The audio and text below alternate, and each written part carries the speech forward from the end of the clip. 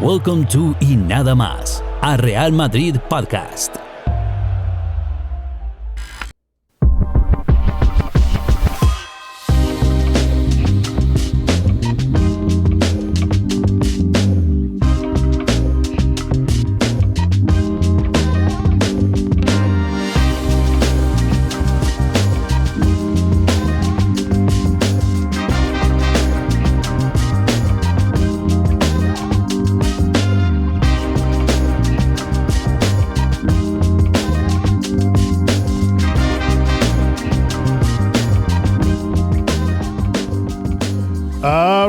All right. What is going on, everybody? And welcome to another episode of Y Nada Más, a Real Madrid podcast. I am your host, Eric Rivera, and happy to be here once again for another episode of the podcast. Decided, I was really debating whether I was going to do it on the road, and because I had a couple different things I needed to do, and then decided, you know what, man, I can't subject you guys always to these, at least for the video. If I want to grow my video channel, I got to do videos, I can't do always the, audio visualizers, but, the channel's still growing video wise. So for those of you that have commented and said, you like the videos and whatnot, I thank you very much for that. I'm going to continue doing them, of course, when I can.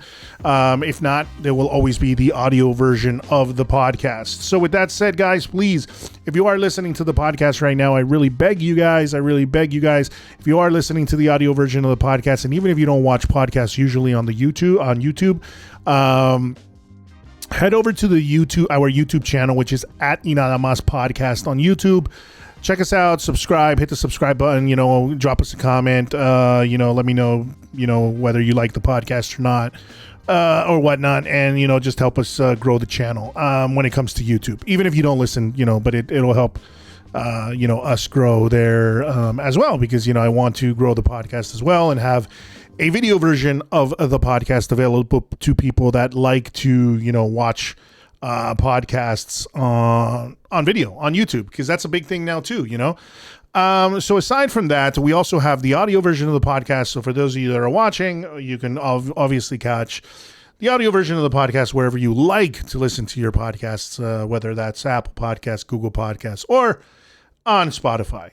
One of the big things I always ask you guys, and I want to do that beforehand, is please, if you have been listening to the podcast for quite some time, and if you're doing it via Apple Podcasts, please head on over. It takes you just a second, head on over and give the podcast a rating. Give us 5 stars if you think it's 5 stars, 4 stars if you think they need some improvement, 3 stars if it, still isn't, it's kind of whatever to you, and then 1 star if you think I'm a total piece of crap. It's up to you. It's a free country, at least where I live, and at many places around the world where you can, freely express your opinion. Although that's kind of, I guess, kind of falling by the wayside as of late in many places, huh? But anyways, yeah. So please leave me a comment, leave me a review, and leave a like or leave a whatever you call it, a rating, and that helps us rise up in the ranks of the Apple, podcasts and with all the podcasts that are out there. Same thing with Spotify. I don't know how it really works. Subscribe on Spotify, give it a like, add it to your likes, whatever, helps me kind of understand how many people are actually listening. But anyway, that's neither here nor there. Let's get started on what is the most important thing that we talk about on this podcast, which is of course, Madrid. We got to talk about Real Madrid, right? Vamos, Madrid!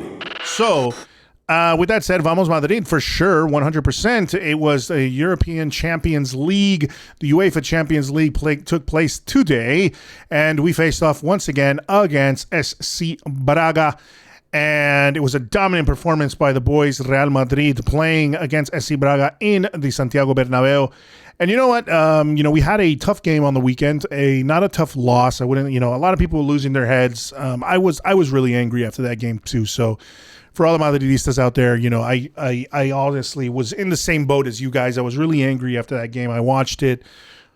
And it just frustrated me because, so let me jump into the Rayo game a little bit, because I think, this was a great performance from Real Madrid based off of what we saw with the Rayo game, and then just kind of feeling like, hey, I think this team is really, as much as people want to, it's crazy because, Madridistas love to talk trash no matter what happens. And that's kind of what frustrates me about Madridismo.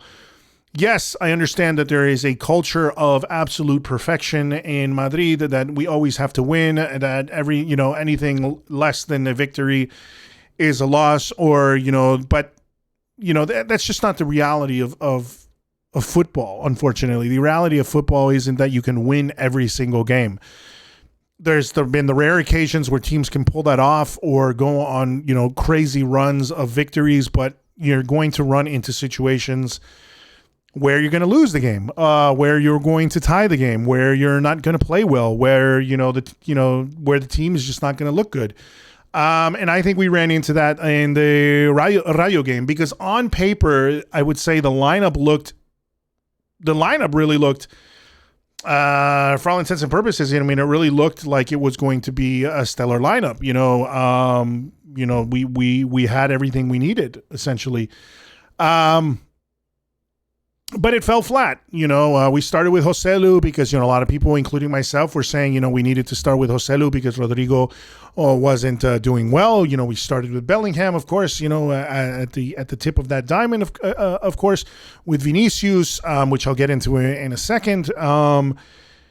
We started, did we start with Kroos or did we start with Modric? I believe we started with Modric in this game. We started with Valverde, started with everybody that, we usually play with. Sans, Tchouaméni, who is, of course, injured, and, it was just, but, regardless of what happened, it was really just a game that we had. I honestly felt that from the beginning of the game, right from the get-go, I felt, this team is going to score. Is going to score. We had so many chances. We had a chance that really Valverde should have buried, but, it just happens that he didn't. And I'm not going to badmouth Valverde, considering how amazing he has actually done this season. I think he's been one of the, a lot of people have been giving him props, but he's been an unsung hero. The guy has a gas tank that just doesn't quit. He's all over the pitch. He's everywhere. He rarely puts in a bad performance. He had a string of kind of, I would say, lackluster performances last season, obviously due to, other things that were going on outside of football, with his family and whatnot. The whole scare that his wife had with potentially losing their child and all this kind of stuff. There was a lot of stuff going on. And so these people are human. You say, oh, they got to be professionals and all that. But there's no way your personal life isn't going to affect somehow what is going on the pitch. It's going to sometimes creep into what's going on and your performances on the pitch. Whether it be your mind is elsewhere, whether you're physically just not feeling well, there's so many things that you can't control. These aren't robots. As professional as they are, God, man, a lot of us get paid to do a job. Do we always go in every single day and operate at 100%? I think not. We try to, of course. No one goes into their job unless they're, really lazy and don't want to do their job. No one goes into their job really trying to give 0%, or just trying to skate by. Because if you do that, you're eventually going to lose your job, or you're going to not perform well, and you won't get promotions, and you won't rise up in the ranks of your own position, at least in the working world, let's say. So the same thing applies for football. These are human beings, and it's just wild that we treat them like they're not, simply because they make a hell of a lot more money than we do, and they get to play a game for a job. It's still a job, it's still a job, and I think a lot of them still have to, performing day in and day out isn't an easy thing. Anyway, so going back to my point. Which was what was my point? Anyway, going back to the game with Rayo, I just felt like we were going to score. Things were looking good, and it's the issue that I had with this entire performance afterwards. Is kind of, we started falling flat. Then, of course, we seemed like we were running out of ideas, because obviously Joselu wasn't able to put the ball in the net on multiple occasions. Dimitrovski, who I think is the name of the goalkeeper of Rayo Vallecano, put on a stellar performance, really. Made some big saves that should have been goals. And in a lot of other cases, probably would have been goals, but it just didn't go in. And, of course, it goes back to the fact that we need that killer number 9, essentially. But, you can't discount that there are going to be goalkeepers that are going to occasionally, as much as you shoot at them, are going to stop the ball from going in, and that was, in a lot of ways, it was a combination of, yes, a bad finishing, but then also Dimitrovski having a good game, and then Real Madrid just simply running out of ideas to really just take the game by the scruff of the neck and try to win it. And then I think, a lot of things happened in the game. I don't want to argue about refs. I hate talking about refs and all this kind of stuff. We always know in La Liga that the referees are trash here and there, that VAR is a strange thing that we have now, even though I think VAR in its concept is a very good thing for football. It is still being operated by human beings, and the human beings have their biases. So we have all these rules that say, what play cannot be reviewed, what play can be reviewed, what play, if it's what they call a clear and obvious error, then you can go step in and say it's a clear and obvious error. So there's all these rules about how the VAR should operate, rather than just looking at the play and being like, okay, if they're like, for me, if something happens on the pitch that is obviously wrong, then you got to review it, so, and we review it for red cards and we review it for those type of things. For penalties, I think there really needs to be some sort of consensus on what a penalty is and what, is a penalty, what is contact, what is not contact. Whether what is a push, what is not a push. And then, you have this whole thing with VAR where if things are slowed down, then unfortunately they can look really brutal, because if they're slowed down, I mean, listen, I used to fight, I used to box, and I've said it a bunch of times. If you slow down a punch, have you ever seen a punch in slow motion? The way a person's face and body contorts when they get hit with a punch to the face or a punch to the rib cage, the way the body contorts, you don't see that with the naked eye, but when you slow it down, it makes it look terrible. And you would wonder, how the hell does somebody survive taking a blow like that? But they do, and people continue. So what happens is, I think the same idea applies to VAR, where if you slow things down to like ultra slow motion and somebody's studs are sort of skimming a person's leg, it can look a lot worse than it really was in a regular play. And then, there's the other side of the coin where things can look really bad, and then there's the side of the coin where things look really, where things on camera, they look like they should have been, they look clear and concise, and then refs don't want to call them. And, case in point, the Newcastle game versus Arsenal, where Bruno Guimaraes, if you guys haven't seen that game, you should go check it out, where Bruno Guimaraes shouldn't have been on the field, where he straight up elbows a guy, tackles another guy with, both his feet off the ground, essentially, where it looked like he was looking to hurt people. And it turned out that that's what happened, so, and he never got kicked off the pitch. So it was wild. Anyway, so I don't like to argue about the refs anymore. What is going to happen is going to happen. If they call the penalties, they're going to call them. You kind of got to be like, well, it is what it is, and Real Madrid has to perform, and they have to put, long gone are the days, unfortunately, where we would beat Rayo Vallecano 10-2, like we did in the BBC era, where there were 10 goals were scored by Real Madrid in the Bernabeu, with Cristiano, Benzema, and Bale all getting on the score sheet. People have been continuing to repeat that after that 0-0 loss 0-0 draw that we had this weekend. That felt like a loss, especially considering that,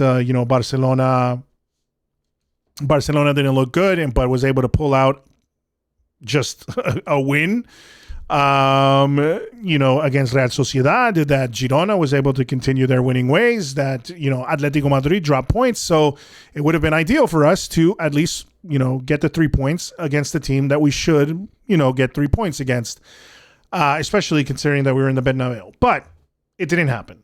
It didn't happen for various reasons. I think, we've been so focused on Bellingham and Bellingham doing well and Bellingham performing and just playing out of his skin. And unfortunately, I think really that knock that he took to his shoulder or whatever it was, that, it looked like it was his shoulder. I don't know if it was dislocated or whatever happened, or they had to pop it back into place, or God knows what happened. But essentially, we know that, he didn't play today in the Braga game. So whatever it was, he obviously took a knock and they wanted arrested. And I think throughout the game, we saw Bellingham looked fantastic. I mean, there were things that he did. A lot of people repeated that turn that he did in the box, that he was able to get out of. He was able to bypass, it was like 2 or 3 defenders, got, a wide open chance to shoot and just skied it over the bar. Unfortunately, it would have been a hell of a goal had he scored it. But it just goes to show the talent that this guy had after he had already been essentially was playing, I think, somewhat injured. And I think him being somewhat injured, he wasn't playing, obviously, to the absolute best of his ability, although he still looked pretty solid. And I think that conditioned kind of the rest of the game, also considering that Joselu wasn't doing well. Joselu wasn't scoring, was growing visibly frustrated. It just, as they grew into the game, I think Rayo started feeling more and more confident that they were going to be able to either get a point or possibly steal a win. Allowed them to grow into the game. And, I feel like that's kind of what the story of the game was, because we just couldn't score. Our attacking. So you had a Jude Bellingham that was playing hurt. You had a Joselu that wasn't able to score and was growing frustrated. Rodrygo came in and couldn't really solve a problem, and he was absolutely dismal. And then you had a Vinicius, which here is my problem with Vinicius during this game. I think a lot of people are growing tired, and at least in this game, I felt like I was growing tired of the whining, or as they would say in England, the whinging of Vinicius. Vinicius in La Liga is a separate thing. Now, I understand, please don't take this the wrong way, because I'm 100% on board with Vinicius being anti-racism and fighting against the racism that there is in La Liga, fighting in the racism that there is in Spanish, in a lot of areas of Spanish culture. I am Hispanic, and there is racism in Hispanic culture, let alone obviously in Spain and in Europe. I've seen it in Europe. I've seen it in Spain. I've seen it in Italy. I've seen it, it's alive and well. And so this guy, gets tons of abuse, effigies of, Vinicius being hung from bridges, things being yelled at him on the pitch, people gesticulating at him, acting like, monkeys and shit like that, making monkey noises, calling him mono, all this kind of shit that is happening in the media. And then at the same time, he has to put up with all that crap. And then, like I said, at the same time, the media is painting him as, this guy who is provoking everyone, that he's the reason, that he basically victim blaming. Let's be real. It's basically blaming the victim. The guy who's being, completely verbally assaulted on the pitch all the time is the guy that they're saying is provoking, because at Vinicius, which I believe is a good thing, which I think is fine. It, doesn't take it lying down and lashes out and tries to shut up the crowd and, tries to show them, okay, tries to get, kind of tangles with them a bit. But the problem I see with Vinicius a lot of times too is that he's letting that get into his brain a lot of times when he's playing football. And, I understand, how can you not? But it's almost like at the same time, I feel like somebody's got to tell him, especially Ancelotti, his teammates, they got to be like, yo, Vinny, not every single tackle that they're making on you is a foul. And not every single tackle they're making on you is with ill intent. And not every single tackle is going to be called. This is La Liga, we know La Liga shit. Like, dude, just keep trying to play, keep trying to play and keep going. Because that's what I think I've always appreciated so much about Vinny, is that you knock him down and he just keeps coming and he keeps coming and he keeps coming and he keeps coming. And not to say that he's lost that, but I think he's focused too much now on, when he gets fouled, looking for the foul, looking for them to call it, and then kind of maybe engaging in this whole, like, I'm not getting calls because of the racism, or I want to bring it more to light. I don't know. But obviously his fight is a fair fight. I mean, his fight is there is a reason behind his anger. There is a reason why he's angry, and I completely understand it, and I am behind completely his him using his platform to fight against racism, especially in La Liga, and especially with fuckers like these people on El Chiringuito and, you know, certain fan bases. Not all of the fan base, of course, but a lot of people in certain fan bases. Let's say it's Valencia, let's say it's Sevilla, let's say it's, Mallorca, anywhere that, we've seen this kind of behavior occur. But I think what you see, I mean, obviously today was a Champions League game and it was in the Bernabeu. So obviously you see Vinicius playing in a completely different manner. It's almost if La Liga, he doesn't get as hot and bothered by it hot and bothered by the Champions League, maybe because he feels it's a different standard. I mean, at least Real Madrid feels like it's a different standard and they play to that standard. In La Liga, honestly, I feel like sometimes they feel like, I mean, at least at this point, Vinicius feels like it's just Bush League shit. It's just like a terrible league. I mean, essentially, terrible calls are being made. People see him as some sort of provocateur, and, he's got a lot of things stacked against him. So what does he do? He kind of already gets into a game with a chip on his shoulder.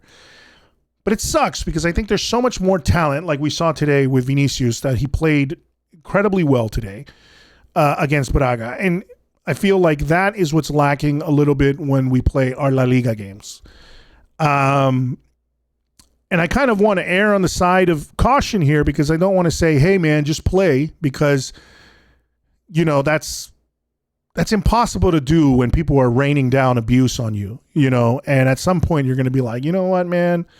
I want to shut the crowd up. I'm going to do something and I'm going to say something. I'm going to get in somebody's face, I am not a saint, man. I would probably lash out the way Vinicius does, if somebody said something to me. I am not the mentality monster like Cristiano, that they would call him, all sorts of names. You Portuguese piece of whatever, you effing Portuguese player, all this kind of stuff. And then, he's just telling them, okay, keep saying it. And he's like kind of goading the crowd to do it, but just continues playing his game. Vinicius is a different type of person. And so he's getting obviously sometimes affected by it.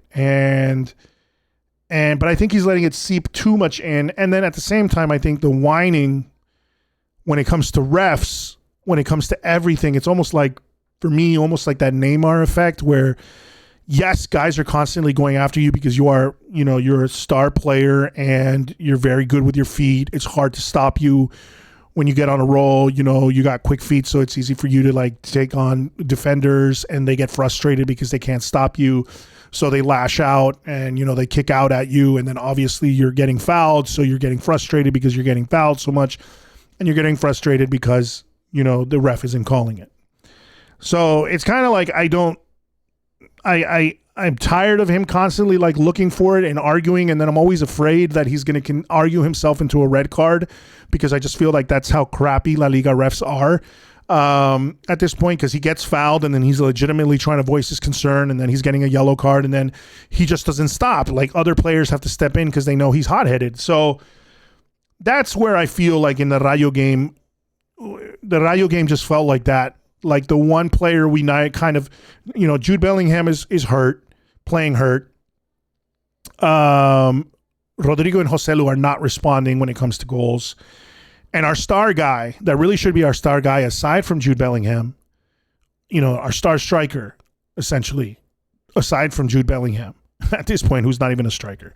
But our star goal scorer is so concerned with just consistently trying to get calls and whining about it and all this shit. And I think that game just took on that tone of he was just frustrated and he couldn't do anything. He lost the plot mentally in that game. And I think that cost us points because I think there could have been chances that he could have scored. At the same time, he tried. I think the team tried. Obviously, Joselu tried, and he tried to score, and it didn't work. Rodrygo tried, and it didn't work. And it goes back to the fact that we don't have an out-and-out number 9, and, Bellingham is going through this purple patch of form. But the one day where Bellingham is, that's the one thing, pundits have been saying, that the one day that he let's say Bellingham is not going to score, you need your other guys like Vinicius and Rodrygo to pick up the slack. Right? And they didn't do that. So now let's get out of the Rayo game and let's go to the Braga game. And that's exactly what happened. Exactly what happened is Bellingham doesn't play. And the guys that step up to the plate are once again the guys that we needed them to step up to the plate, which was Vinicius and Rodrygo. So Vinicius and Rodrygo step up to the plate, score 2 goals. Brahim Diaz, who steps in for Jude Bellingham, who a lot of us, yes, I believe need minutes. You know, he needs more minutes because every time I've seen Brahim Diaz come on the pitch, I think he's been very, very good. I think he did well at AC Milan. I think he, because I watched Serie A, I think he did well at AC Milan. There is a reason that, and if, correct me if I'm wrong or let me know if I'm wrong, but there is a reason that Pep was somewhat disconcerted when he lost Brahim Diaz from Manchester City because he did have a belief in this player.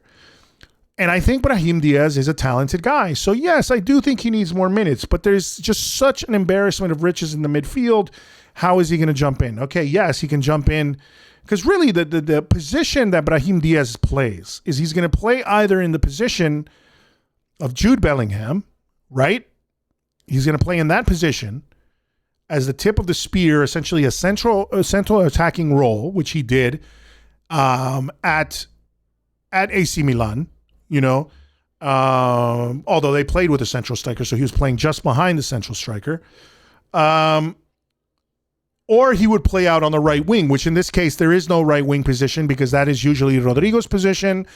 So he would have to step in for Rodrygo, and Rodrygo right now, both of them are playing as strikers. So the other option is, do we now, since if Rodrygo, obviously he scored today, he scored a banging goal. So I think that's really going to help him because yes, he scored a goal versus Braga in the last Champions League meeting that they had a couple of weeks ago.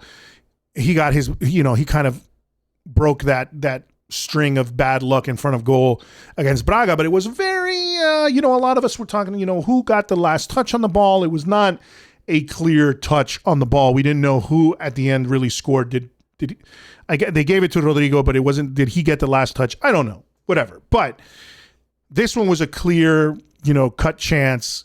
He chips it right over the keeper, a keeper who had a pretty solid game, I would say, in playing for Braga, so I think he really needed that. So now we have to see how that's going to pick up. But where does this leave Brahim Diaz?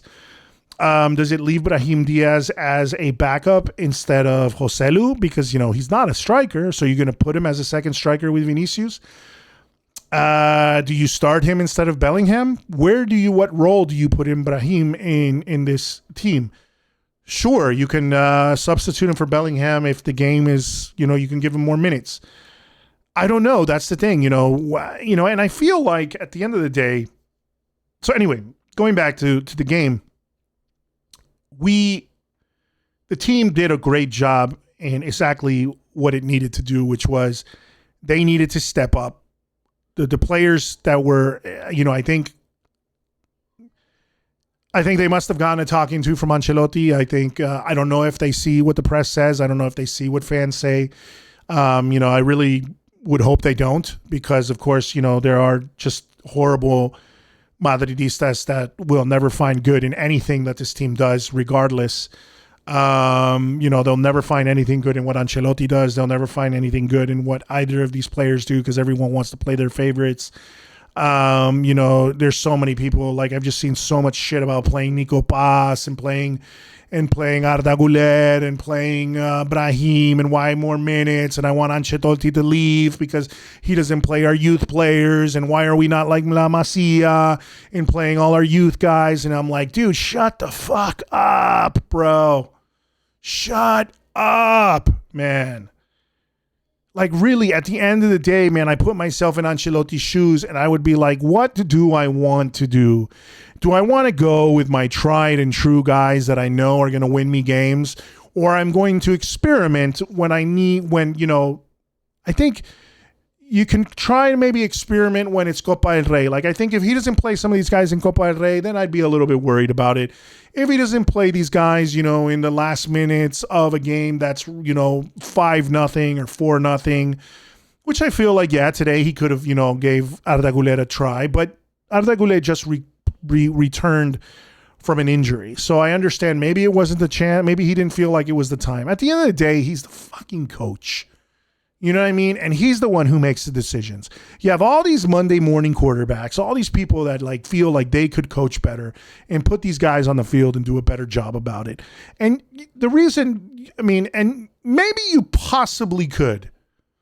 Maybe you could. In some small 0 point, I don't know what percent. There's a 0 point something chance that you would be able to do that. It's not even reaching 1%.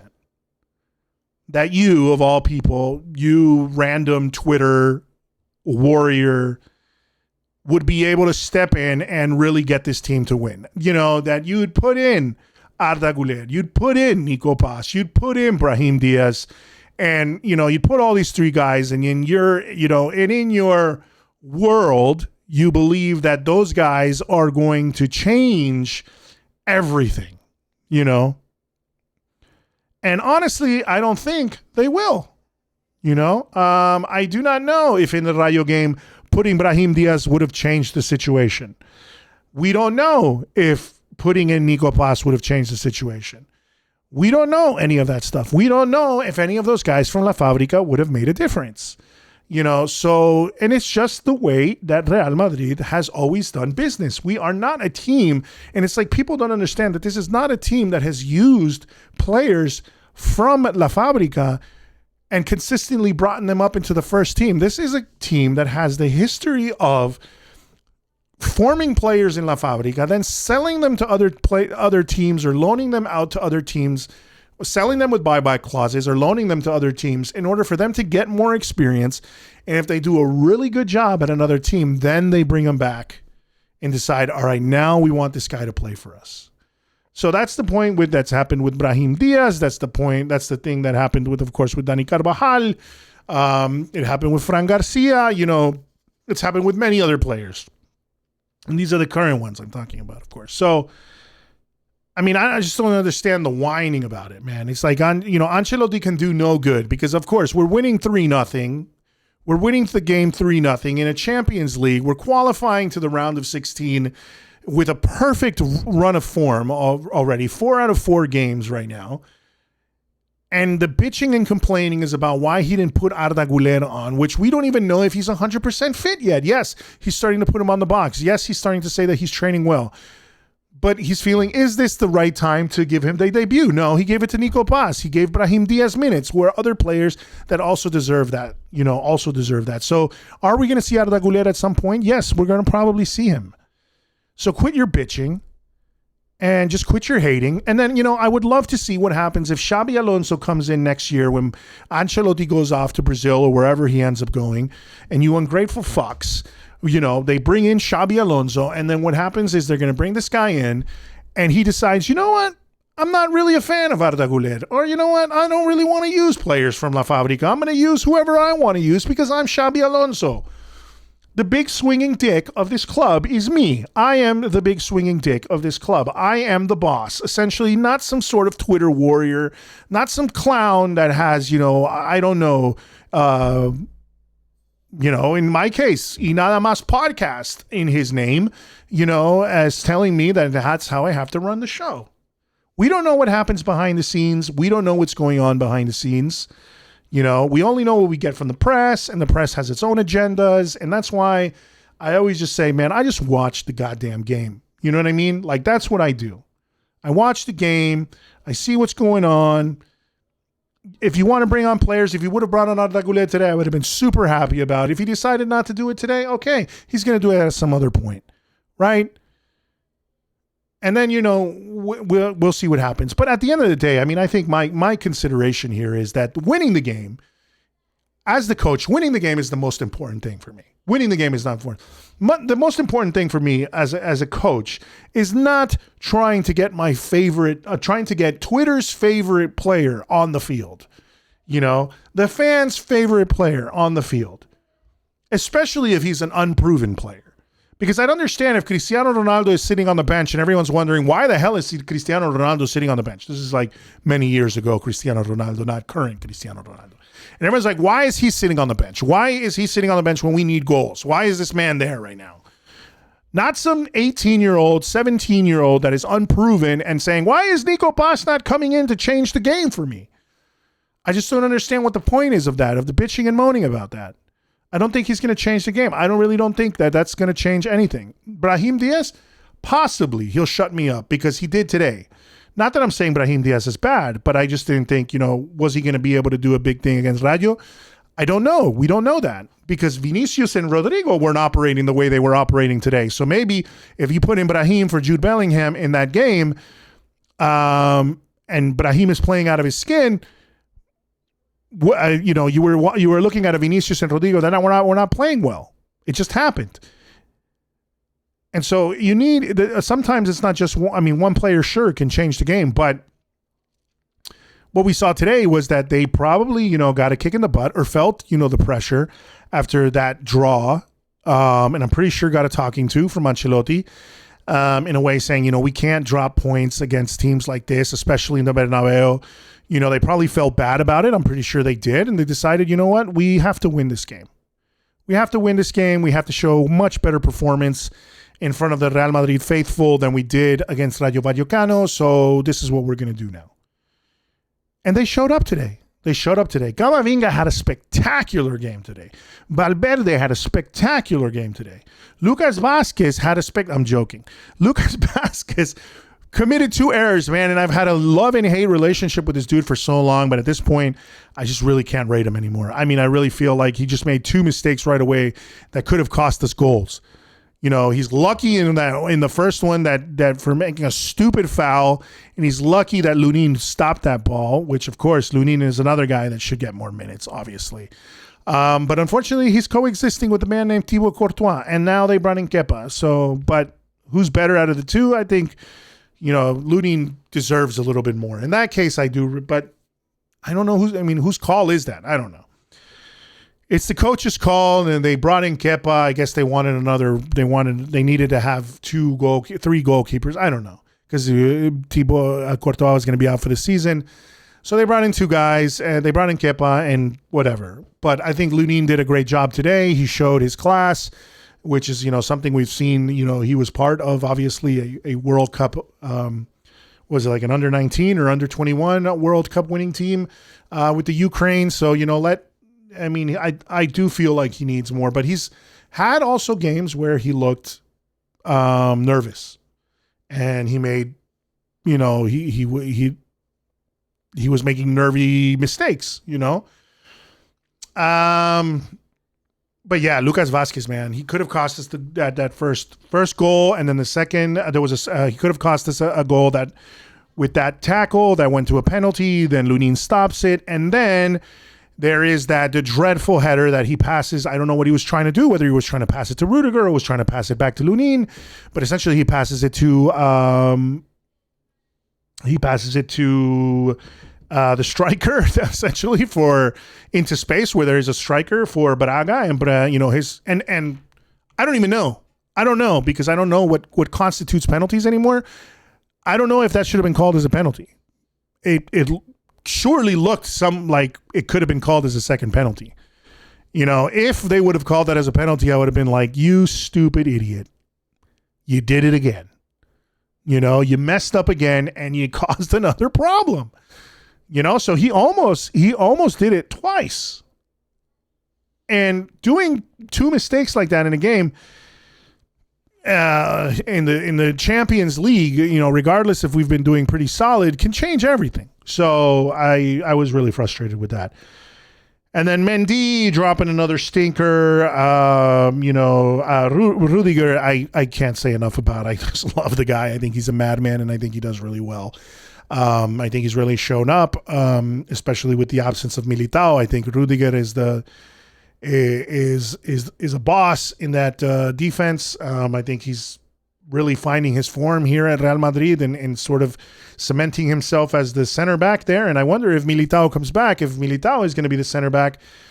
Militao and Rudiger are to be the two center backs. And then I wonder if this guy, if David Alaba is going to have to fighting for his, because he's made some mistakes on the as a center back. So, but it's good to have those three guys, and be able to rotate them as well as Nacho. You do have a pretty deep side there when it comes to defenders, I think. So yeah, but and besides that, like I said, Valverde, Camavinga, they were stellar today.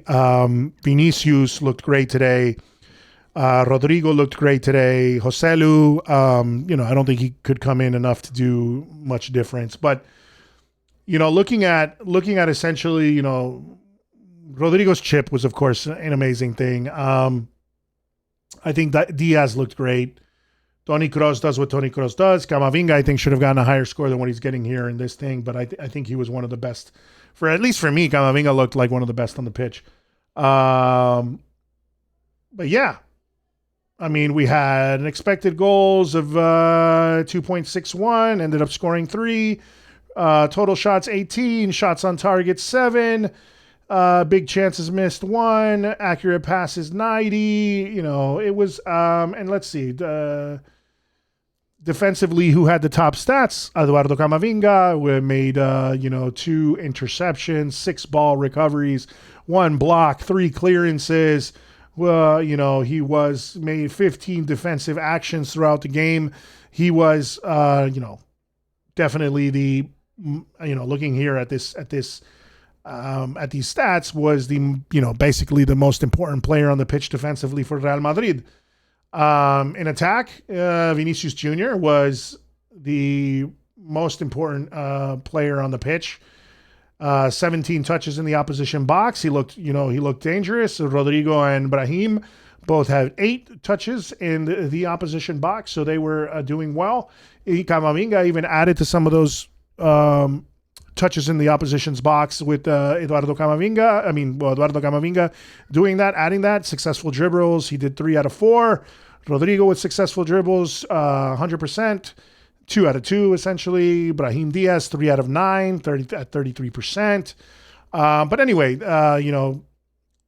Brahim Diaz had 2 shots on target. One of them was a goal, of course. The other one, was stopped. Rodrygo had 4 shots on target. 3 shots of target out of 4 attempts, and one of them was a goal. So, at the end of the day, they all looked very solid. If we're sorting by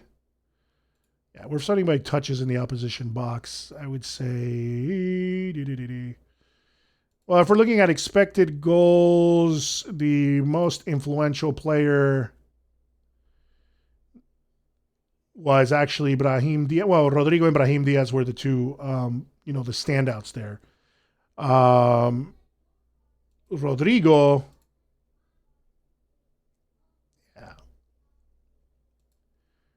Rodrygo basically had the higher expected goals. Rodrygo had the higher percentage essentially there, so he was basically our best attacking player if you look at the stats. Him and Brahim Diaz could tie that up, and then obviously you have Vinicius there as well as the other attacking player that did well. But they both performed really well, and the man of the match at the end of the day was Rodrygo.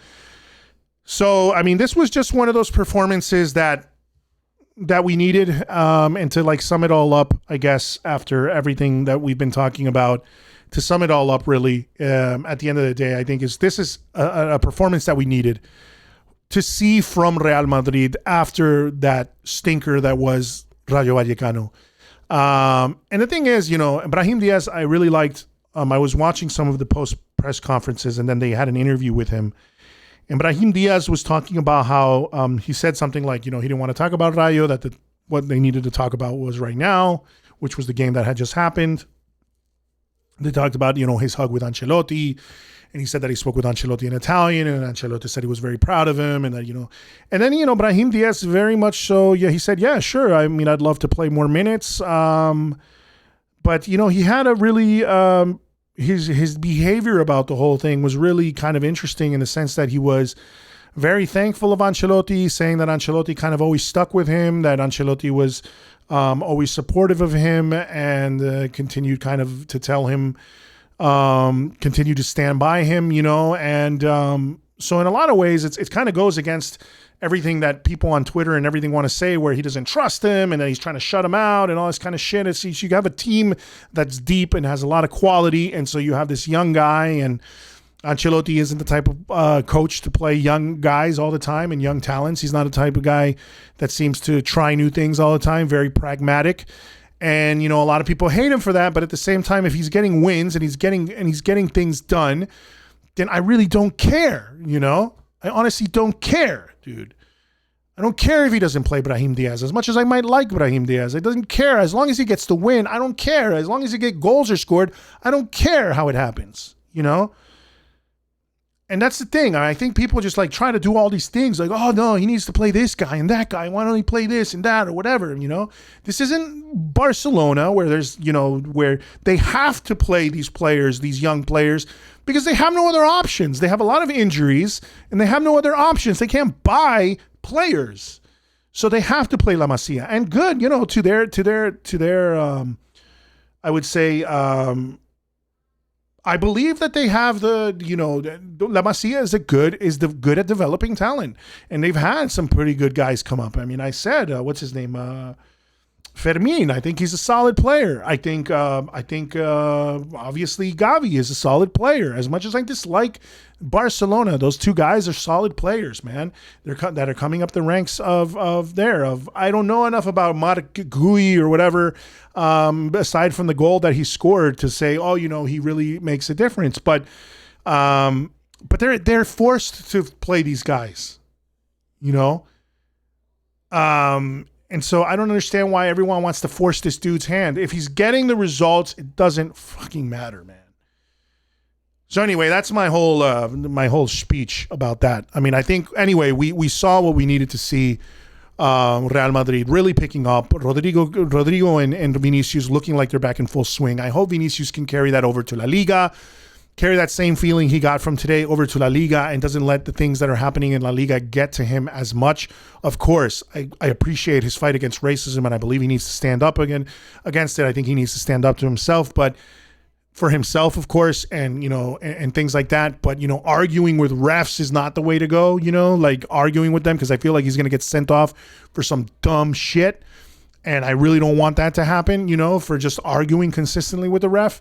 Whether or not he likes the call or not, it's going to happen. These refs aren't always great, so that's my opinion with that. And then I think, yeah, give Brahim Diaz more chances. We'll see, how Jude Bellingham evolves essentially, because it's going to be hard for him to take that spot from Jude Bellingham. If Rodrygo starts banging in goals again, is Brahim Diaz going to come in and step in as another striker when that's not really his position? He's kind of in the same,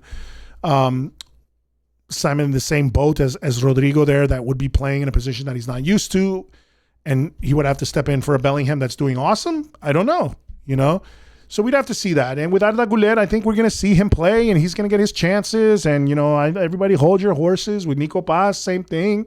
He got a chance today. He's gotten other chances before. He's been called up.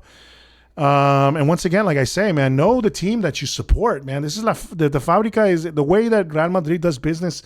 Is a very different way than Barcelona does business, man. If you want to see youngsters playing all the time, then follow Real Madrid Castilla all the time and watch them play there, dude. But we have solid players on our first team here, and those are the guys that deserve to play too, And if they're getting us the results, I don't care who plays, So that's my story, and I'm sticking to it. All right. With that said, guys, thank you again for listening to Nada Más Podcast. I am your host, again, Eric Rivera, with the Y Nada Más podcast. And of course, you guys can always contact us on our email address if you want to talk some crap to me at info@inadamas.net. Sorry. Inadamas.net is also obviously also our website where you can find the podcast as well. You can find articles written by my good friend Trombach and Halal and other things that we're doing there on the website. Obviously, we've updated. You can see the rankings there, the updated tables, and upcoming matches, all that kind of stuff. You can also head to our Instagram page, which is YNM Podcast, for different graphics that we put up occasionally. Or just follow me on X, or formerly known as Twitter, which is at Y Nada Más Podcast. There's where I am most active. So please follow us there. And of course, once again, I beg you guys, please head over to the Y Nada Más Podcast YouTube channel. Hit the subscribe button. Follow me there. Watch the video. Comment below. Do whatever you want to do. And, have some fun there as well. I thank you guys very much for listening to the Y Nada Más podcast as always and supporting us as we continue to grow and as the season continues. I think after today's result, hopefully we can carry that over into the weekend and into La Liga. And I think we're gonna, hopefully, this form continues for Rodrygo and for Vinicius because we need them, as well as obviously having a fit and strong Bellingham. I think if those three guys are fit, things are going to go amazing for us. If Joselu's also banging goals, it's going to be amazing for us. If Brahim can score goals, it'll be amazing for us. If Arda Güler finally gets playing time so you guys would relax a little bit, it's going to be great. I'm always going to be an Ancelotti fan, so if you don't like him, screw you. And then that's fine. I mean, not screw you. I'm sorry. If you don't like him, he's going to be gone anyway at the end of the year. So at the end of the season. And then you're going to get Xabi Alonso. And then you have somebody new to complain about. And that'll be fun too, right? I'm pretty sure you guys want to complain consistently about somebody, right? Complain about me. Yeah, you don't like me for saying this. Anyway, that's all I got to say, guys. Thank you again for listening, and I will talk to you guys again soon. Until then, ladies and gentlemen, a la Madrid.